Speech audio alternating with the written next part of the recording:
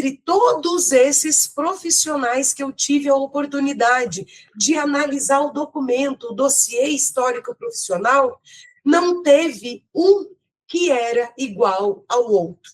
Mais de 100 profissionais que ingressaram no mesmo concurso, no mesmo mês no serviço público, não consegui aproveitar, digamos assim, o relatório da análise contributiva de um para a análise contributiva de outro, porque cada um tinha uma situação específica. Então, de fato, o planejamento previdenciário, ele é único e exclusivo para aquele cliente, para aquele profissional.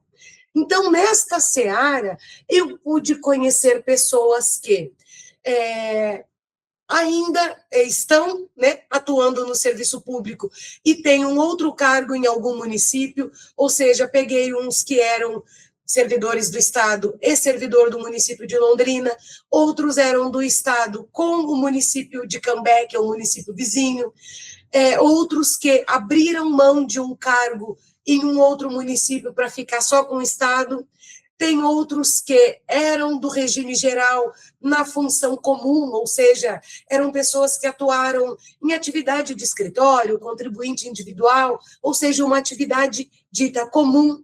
Outros tiveram um tempo de exercer atividade em hospitais da iniciativa privada, outros abriram mão desse vínculo com o hospital da iniciativa privada para se dedicar só ao serviço público, outros têm os dois cargos, ou seja, atuam no hospital privado e também no hospital público. Teve também pessoas que já estavam aposentadas lá no INSS quando ingressaram neste cargo público, outras pessoas que já estavam buscando uma aposentadoria lá no INSS quando entraram no cargo público, outras pessoas pegaram todo o tempo que tinham lá no INSS e jogaram no Estado, outras não quiseram levar, então cada caso foi literalmente um caso a ser analisado. Foi feita uma entrevista com cada uma dessas pessoas e uma análise detalhada e individualizada para cada um deles.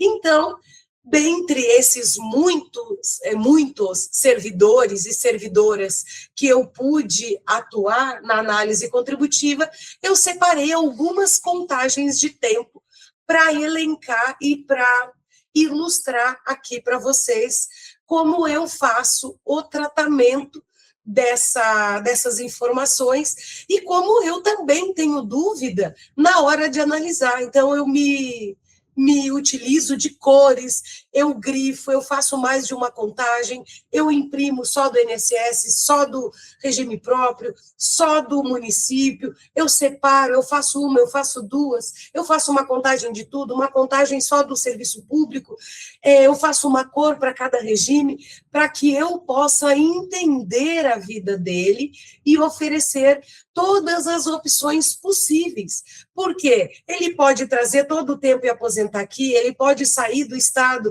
e levar tudo para o município, ele pode sair do Estado e levar tudo para o INSS, ele pode levar o tempo dele do INSS para o município e depois ter uma compulsória no Estado. Então, são inúmeras as situações, e eu preciso entender para poder explicar para ele, ao final, todas as possibilidades que ele tem e conseguir trazer clareza de qual que é o melhor caminho para ele ter o melhor ou os melhores benefícios aos quais ele faz jus.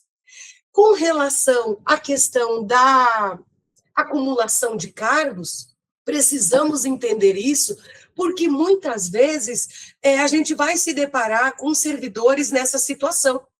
Eu pude acompanhar a defesa administrativa de uma professora há uns 4 anos atrás, em que ela tinha 3 cargos. Ela tinha um cargo no município, um cargo técnico, depois ela prestou um concurso de magistério no Estado, estava trabalhando e foi chamada para o outro cargo do magistério do Estado. Como ela não tinha horas disponíveis no dia dela, o que ela fez? Ela tirou licença para tratamento de interesses particulares, e aí ela ficava num cargo de professora ativa, no outro em licença. Depois ela tirava a licença do outro e exercia o outro. Mas, constitucionalmente, isso é proibido. E só foi constatado isso quando ela pediu a aposentadoria dela lá no município. Então, ela teve que entregar uma declaração de todos os cargos públicos que ela exercia, e o município disse o seguinte: a gente só vai prosseguir com a sua aposentadoria a partir do momento que você tiver regular. E o que é regular? Ela teve que pedir a exoneração, de um dos cargos de magistério. Por quê? Porque ela não podia ter uma tríplice acumulação de cargos públicos. A partir do momento que ela comprovou a exoneração de um dos cargos de magistério, foi concluída a aposentadoria dela, foi para o Tribunal de Contas e homologou. Depois de muito tempo, ela aposentada do município, e ela foi pedir a aposentadoria dela no estado do magistério, isso bateu novamente.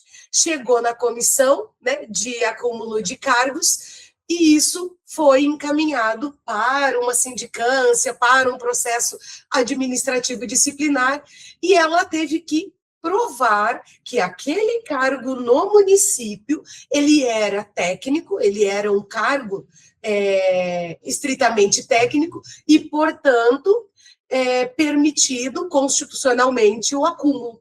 Então, tive que buscar toda a cópia daquele processo administrativo de aposentadoria, foi feita a oitiva de testemunhas para provar a legalidade daquele cargo que ela já estava aposentada, para então ser permitida a aposentadoria dela junto ao Estado no cargo do magistério. Então, são desafios que a gente encontra dentro aí dessa análise contributiva. E se a gente analisa isso a tempo, a gente consegue orientar esse servidor antes de prestar o concurso ou antes de trabalhar nesses 3 lugares, fazer ali uma ginástica tão grande para depois ele não ter essas 3 aposentadorias, porque de fato é vedado pela Constituição.